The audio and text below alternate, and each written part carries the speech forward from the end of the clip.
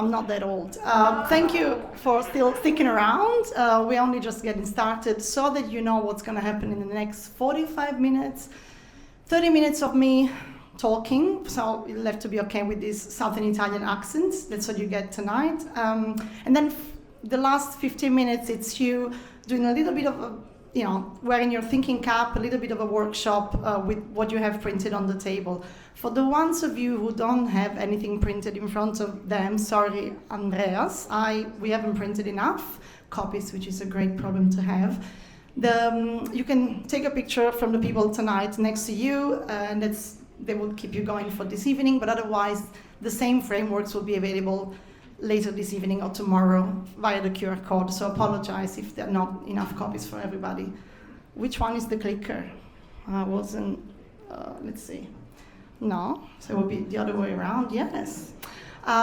Tonight we are gonna dive into what account-based marketing is, and I'll phrase it this way for the ones of you, which is the majority of you who never heard of ABM, account-based marketing. It is about cracking the enterprise market, so trying to target and hopefully win those big enterprise clients, those big prospects. So I'll show you a few B2B marketing strategies for smaller businesses, so startups, scale-ups, all the way to SMBs, and fewer resources and obviously smaller budgets. Are we all okay with the sound? Can you hear me everywhere? We all good? Yes, thank you. Thanks very much. This is what the buyer's journey in B2B, so we are in the B2B space here, not a specific industry. So if it's easier for you to think about the industry your clients are in, so it would be tech or real estate or health or the industry your company plays within, go with that, as long as you stay with me for 45 minutes on the B2B, business to business here. This is what the buyer's journey used to look like. It was sales-driven, started from the sales, having the first touch point with that prospect, then maybe a text message, an email, a phone call, meeting, and then surely, slowly, some of the prospects will turn into clients. This is what the buyer's journey in B2B, I can see already a few people smiling. I know it's painful, but we cannot ignore that. So if this is what the buyer's journey looks like now, we cannot in any way be selling the same way we used to sell before. It's not sales-driven anymore. It's initiated from the buyer itself, from the client, from the brand. And they don't settle on the SMS or the email that they receive. Then they maybe check a post on LinkedIn. Maybe they get tagged on Twitter or X, or they read something on Reddit and they have a coffee with someone. They are so influenced by so many people on so many levels, so many touch points. And we need to be with our brand, with our product, storytelling. We need to be able to speak to them at all of these different touch points. It sounds very easy perhaps, but all of this might sound a lot of common sense to you when I go through the slides. Easy doesn't make it simple to execute. If it was that easy, more companies, even the big enterprises, will be doing this. And trust me, they're not. That's why I have a job, so great. And like me, a lot of other great experts out there in marketing. So yeah, it is a challenge to go after those big accounts. Think when you want to go after a bank or another financial institution or hospitals or government or education, it's not as straightforward. You might recognize, I'm not going to read through the slide and think you're highly capable despite a couple of glasses to read through the slides for me, but you might recognize one or some of the challenges that you are facing right now when you want to try and target those big enterprise clients. If you tick, your organization, your clients tick one or some or all, sadly, of those boxes, that's when you want to start considering a strategy such as account-based marketing. I promise you I have a slide with a definition of what this ABM is. I'm keeping you away from that. But it is a challenge, it is a challenge for sure, but that's where the opportunity comes in. That's when you can win against the competition, because perhaps the competition is definitely not in APAC, in Asia Pacific. They haven't even considered account-based marketing at all. and they're still using the same traditional marketing ways of running campaigns, but they're still stuck in the long sales cycles. They're really struggling to get a seat at the table from their sales team with the decision makers within large organizations. This is the one definition I picked today. There's so many. You can play around with AI, ask your marketing friends, experts, or Google, and they're all right, they're all correct. The one I'll go with today is account-based marketing is a strategy that aligns marketing, sales, customer success teams within the organization to target those high-value accounts. They could be existing accounts you want to increase the revenue for or squeeze more juice out of them, or new prospects altogether. And the way ABM does that is by launching and targeting them with highly personalized campaigns. A couple of key things on this definition is it's a strategy. So if you're looking to come out of tonight with I've learned something that I can go away tomorrow, make it happen with my team, it's a plug and play, it's going to work within a couple of weeks, that is not the right room to be. It is a long-term strategy. It is not a campaign, it's not a pray and spray approach. We are staying away from it. So it's really important for all of us here to remember that we are talking about a longer strategy. And obviously, the sales cycles are long, so you will need at least 6 months to start getting those really meaty results.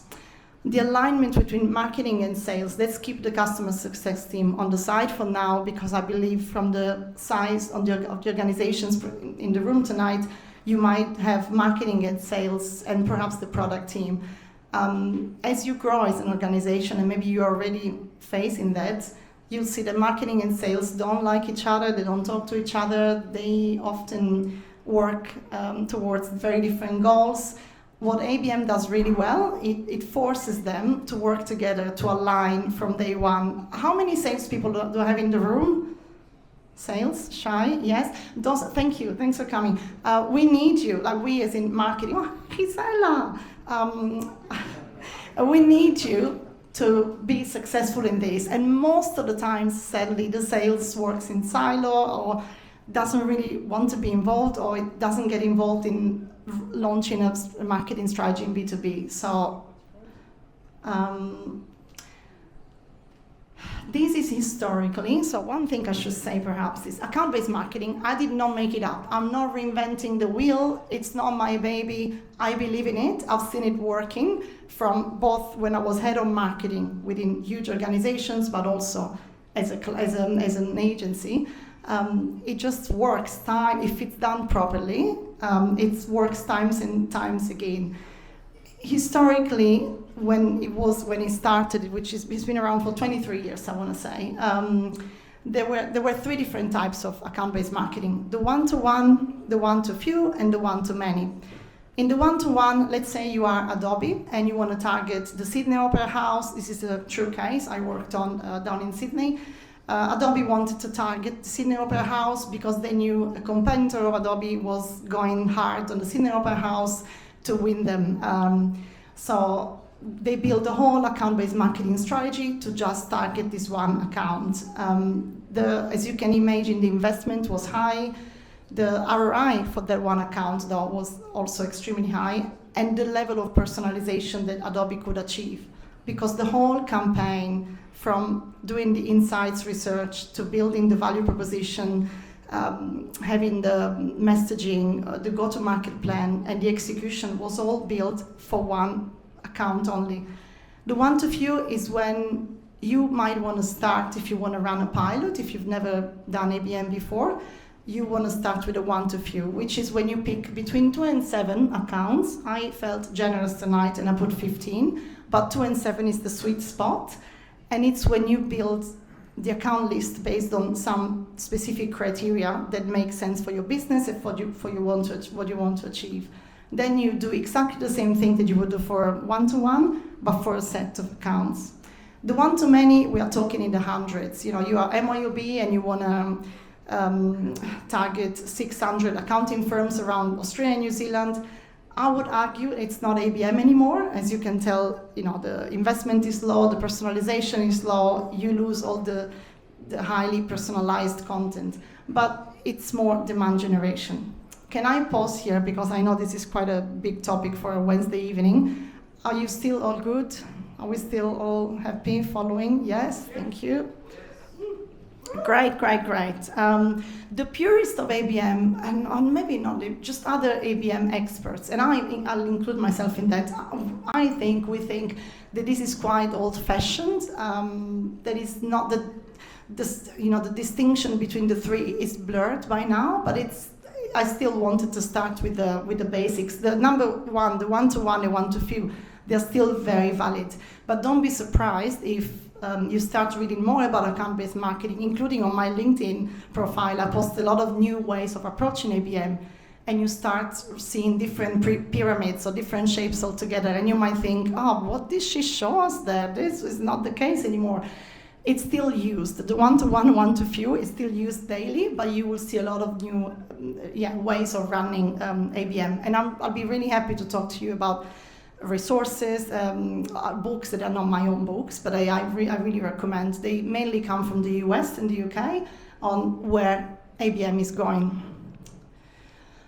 Out of my conversations with my clients, at an event like this one, or out for drinks in Sydney and Melbourne, when I would ask them, why do you keep spending so much money? It's expensive. It can be expensive, especially if you work with big enterprises and have big budgets.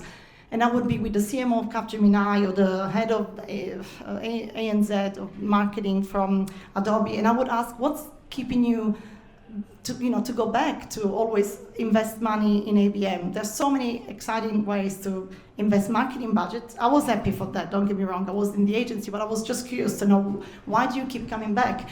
And I didn't think I was going to put this slide together when I was asking them this question, but it came in handy. And the three reasons that across all my clients kept coming back were the level of personalization. You can read some great numbers, hopefully from the back as well, the stats by yourself there. There's no way with any other campaign or demand generation program that you can achieve the level of personalization. That is, once you've tried it, you don't want to go back. And also the better ROI. One of my clients, obviously I can't name it, but one of my clients, it was in Australia, after she won the account, after we ran a one-to-one ABM account, ABM program, she went and got a massive promotion. I'm like, we did most of the work, but I was still very proud of that. I can't put it on my CV, but it's something that I'm really proud of. And when I was head of marketing myself, and it was before I even knew ABM was around, unfortunately, I would have gone and done the same. I would have gone to the CEO, to the founders of the organization saying, look at how much money you gave me and look at the ROI that I made from that. ABM is really good at giving you the results that you need to get that pay rise and that promotion.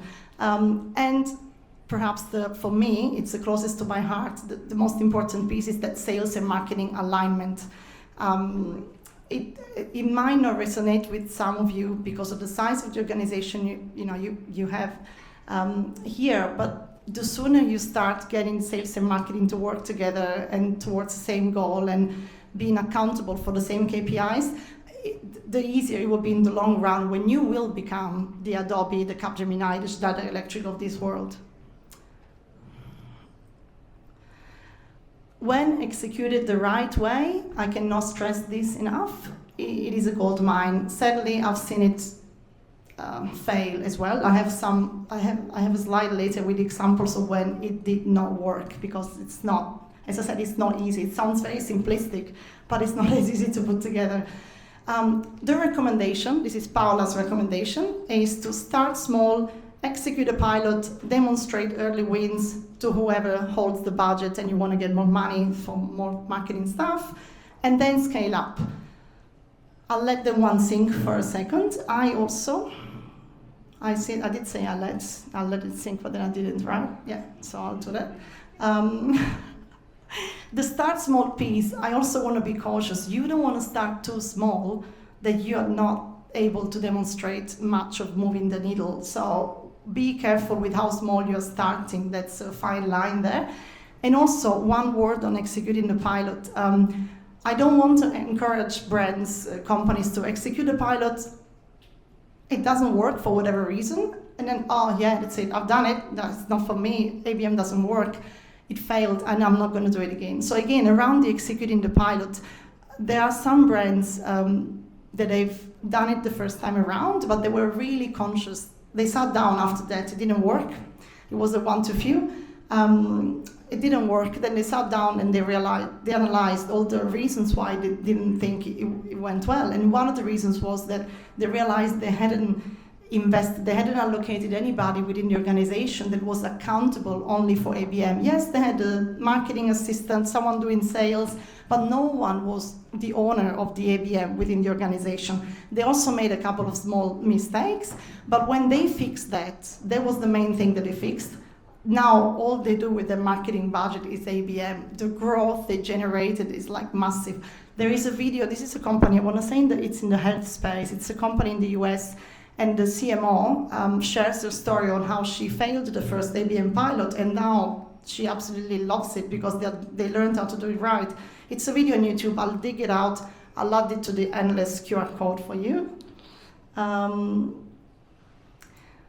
And then here now I thought I'd put together 4 easy-ish steps for you to take away and start thinking about account-based marketing. One thing that I should have said earlier, nobody's gonna leave this room being an expert about ABM. So you might have more questions than the ones you came in tonight with, and that means that I achieved my goal. I want you to start thinking, well, are we doing the right thing there? Maybe you are, but question yourself and changing the way you're doing things if they need to be changed. Those 4 steps will be also the content of, Steve, I don't want you to look at it now. Oh, yeah, sorry, you're taking notes. I thought, no, don't look at this. No, it's fine. Don't look at that now. But those 4 steps are the ones that I will be guiding you through later for you to fill in on the worksheets. Number 1, who are these key accounts? Of course, we are talking ICP, ideal customer profile, but these, in account-based marketing, we want to go a step further. And it's about asking our sales team, our founders, whoever is involved in the decision-making process, the brand team, marketing, what's keeping them up at night? What questions can we ask to narrow down a number of accounts, as I said, up to 15? What does it look like in practice? Are they influenced by someone else? Are they blocked in the decision-making process by someone else? What can I do out of all the strategic objectives that they might have? What can I do with my set of solutions to help them solve those problems or help them achieve those goals? This is the one. There is a whole account selection process I take my clients through, which obviously we are not going to do right now. But it's for you. It's almost a provocation for you to start thinking deeper about the ICP. One thing that I see a lot when I work with startups and scale-ups, that the ICP lives in the mind of the founder, and it is so dangerous. Vomit it down on paper, please. If not tonight, at some point with someone in the organization, you wanna align the whole organization, again, sales and marketing teams, on who are we targeting and why. Go as narrow and as niche as that makes you feel uncomfortable. When you're feeling like uncomfortable, like this is so niche, that you're on the right track. Number 2, craft personalized value propositions. We are not talking about generic pitches, and definitely none of the AI language that I see in B2B especially a lot. Like, what do they use a lot? Unleash. There's all these buzzwords, I don't even know anymore, but just don't. You're talking to humans. Those CFOs, they might look scary, and you might be selling them some really boring software solutions. They're humans. They have passions. They love surfing. They go play golf. They are angry at people that are not doing the work they should be doing. Make sure to tailor your message to each account-specific needs. That's why it's important that you've done the first step really well. What are their needs? What are their challenges? And how can I phrase my own value proposition to tackle those challenges? What is the unique value that you can offer them and the competitors are not offering them? Engage with multi-channel orchestration. This will be the go-to-market plan, the GTM plan on your slides on the table. And this, it might look actually scary and daunting when you see a blank page with all the months at the top and a GTM, like where do I start from? Do I just randomly pick tactics? The answer is not. It's not a random exercise at all. One of the beauties of ABM is that you don't throw out of the window any of the marketing that you've done so far. You want to sit down, understand what's been working, what is not working as well, what can we keep of what the marketing team is doing already to tailor it to the accounts that we've decided we want to target. And it could be a mix of, those are just examples, the list could have been the whole presentation. Personalized emails, targeted social media, online, organic or paid, relevant events, direct mail or DM, like literally sending a physical something to the decision makers, works so well in ABM. Not as an isolated tactic, but if it's part of a whole strategy, it's just gold. Warm introductions, you'll have to get creative there, but also think about the budgets that you have and the resources. The magic of ABM lays not so much in the list of tactics that you will display on your GTM plan, but it's how do they get orchestrated together? How do they work together? Number 4, never stop measuring, testing the messaging, tracking the progress, use the data that you're collecting to bring it back into your strategy and adapt it and change it. Keep monitoring the key metrics and always refine your approach. There are 3 R's that we measure in ABM, and they're written there on your documents. And they are revenue, reputation, and I always forget one. It's amazing. I do this all the time. Revenue, reputation, and relationship. Yeah, thank you. Some of my fancy clients want to add another R, which is retention. You don't have to. But those are the 3 R's that we measure in KPIs when it comes to account-based marketing. And again, I insist, it shouldn't be the marketing team being accountable for those 3 R's, for the KPIs. It's a joint accountability between sales and marketing, because ultimately it's the sales team that needs to go out there and apply all the go-to-market plan and talk to the clients. Does it work? That's the end of the presentation. Yes, of course it works. It does work if it's done properly, but enough of me talking. How am I doing with time? I was waiting for someone to wave at me, but no one is saying anything. Can you give me a number? Ciao. No, I didn't get anything. This is the number slide. It's for the data people like myself. So stop listening to what Paola is saying and just have a look at some of the stats. Obviously, they're not mine. There is a source. If you can Google it or check on Perplexity or your favorite AI tool, there will be more coming. I picked the ones that I think resonate the most with the audiences I speak to. They are pretty strong. When it doesn't work, and then you literally wasted the marketing budget. It happens. It's real life, yeah.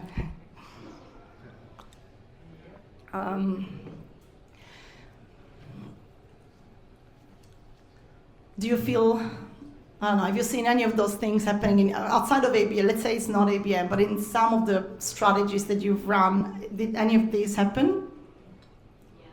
Yeah, like which ones?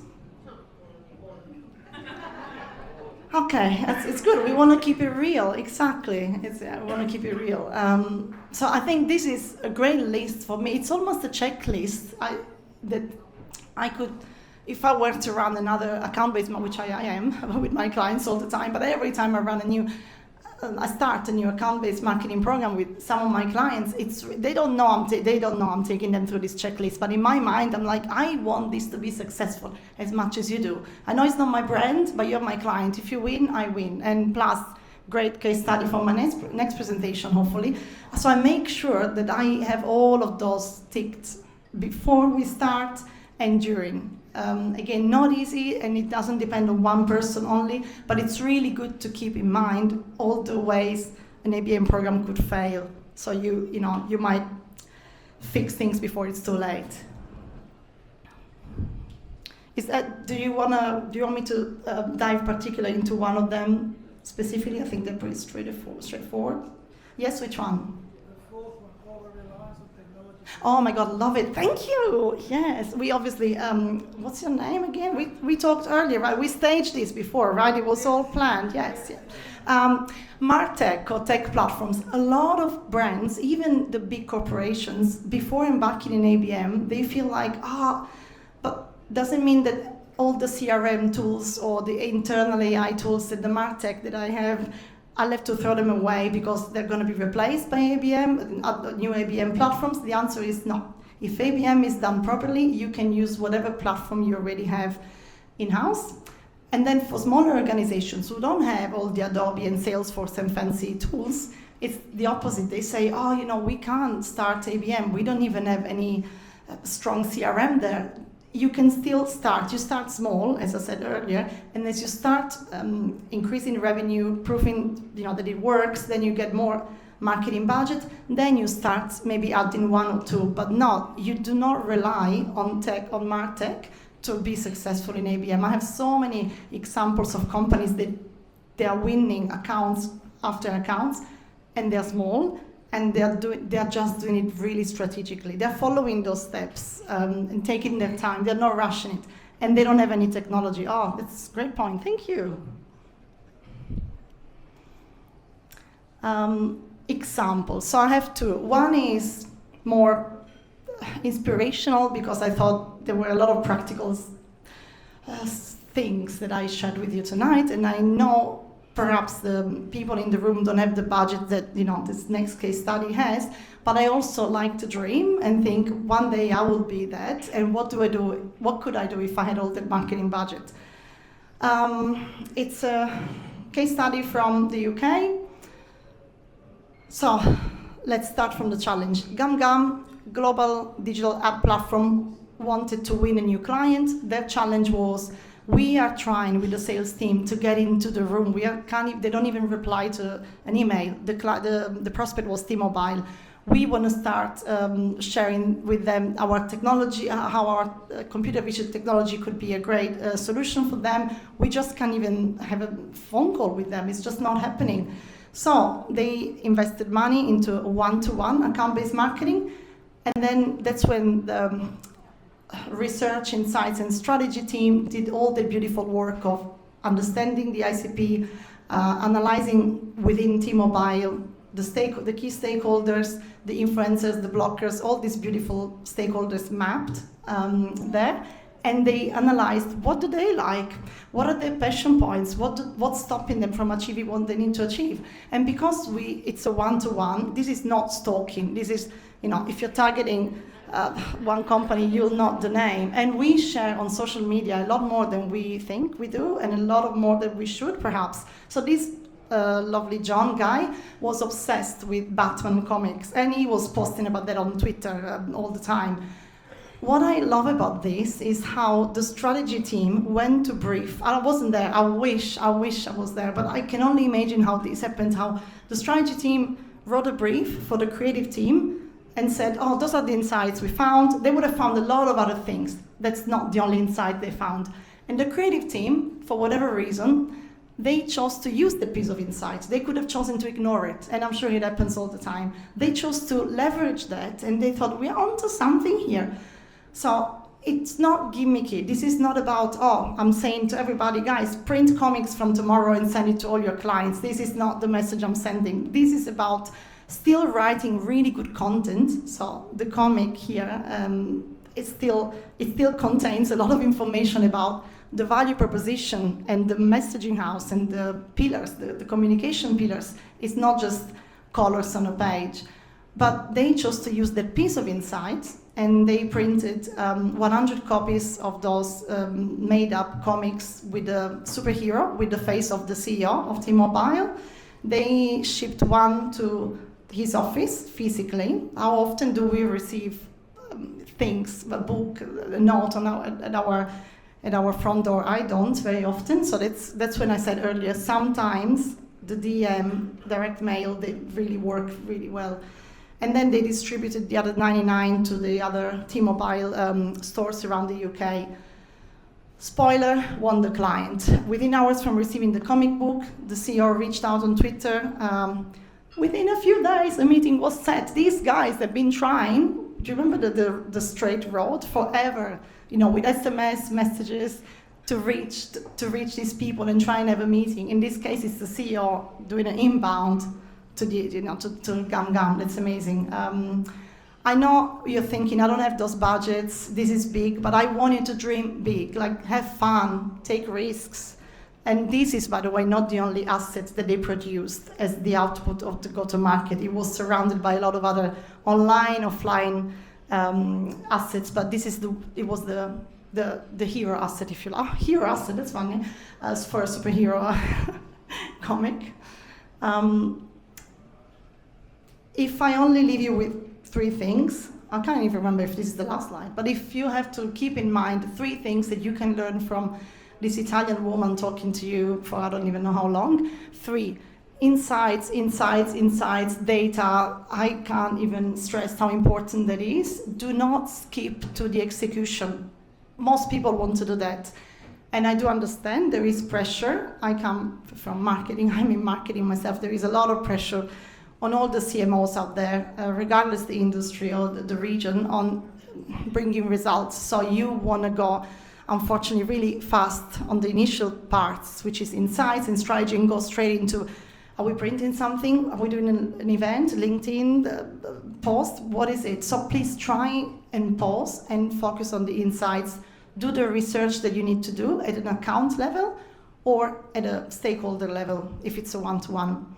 Spend more time than you think you should be spending on building the strategy behind the program that becomes a lot more tailored, a lot more personalized, and speaks to those people.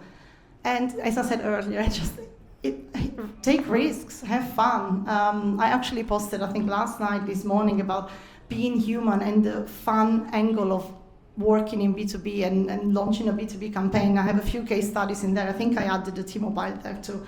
A few case studies of how brands, small and big, they really had fun in their B2B and how they achieved great results.